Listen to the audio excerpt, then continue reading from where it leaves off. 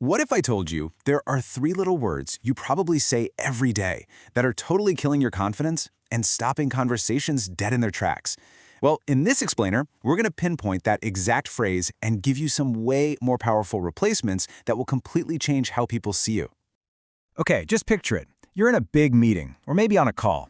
Everyone's looking at you, and your boss asks a question you have absolutely no answer for. Your mind just goes blank. What comes out of your mouth? For most of us, our brain defaults to this one knee-jerk phrase that we really need to stop using. And that phrase is exactly where our problem starts. Look, it's probably true that you don't know the answer. That's fine. But the way you communicate that fact, that changes everything. Yeah, that one. I don't know. It just feels so final, doesn't it? Like a verbal shrug. It can make you sound kind of uninterested or even unconfident. But the worst part? It's a complete conversational dead end. Boom, the momentum is just gone. And here's the key, right? This is not a test of your knowledge. Getting asked something you can't answer isn't a failure. It's a huge communication opportunity. The goal isn't to magically have every single answer. The goal is to handle that moment when you don't with skill and confidence. So, how do we fix this? Easy. Let's swap out that conversation stopper for 4 super powerful alternatives you can start using, like today. Think of these as your new toolkit for handling those tough questions.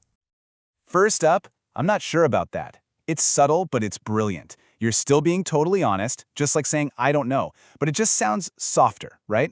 It implies that you do know a lot, but this one specific thing is a little fuzzy. It doesn't sound like you're just blowing them off, and it keeps the door open. Okay, number 2 is a total game changer. I will check and let you know. This one is all about taking action. You're instantly turning an I can't help you moment into an I will help you promise. It shows you're proactive, you're reliable, and you're committed to finding the answer. You're taking ownership, and people love that. And this might be my favorite. That's a good question. This is just masterful. It does 2 amazing things at once. First, it makes the other person feel smart and heard. And second, and this is key, it buys you a precious few seconds to actually think. Suddenly, the focus isn't on you not knowing. It's on what a great question they asked. And our final one is maybe the most confident of all. Just saying, I need some time to think about that. This is so powerful because it shows you take the question seriously. You're proving you'd rather give a thoughtful, solid response than just a rushed, sloppy one. And that shows a ton of respect. I mean, this really shows the difference, right? Saying, I don't know, is like hitting a brick wall. The conversation just smacks right into it and stops. But using something like, I will check and let you know, that's like building a bridge. You're creating a path forward. You're keeping the dialogue alive. One shuts down communication, the other builds it up. So what's the big deal? What's the end result of making this one simple switch in your language? Well, the payoff in how people see you is huge.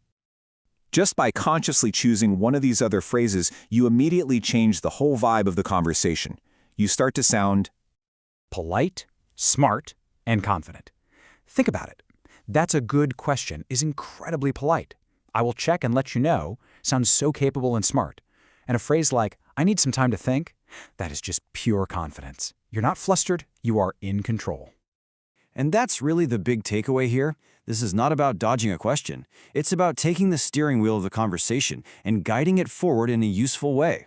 When you do that, you build trust. You're building a reputation as someone who's thoughtful, reliable, and helpful, even when you don't have the answer right away.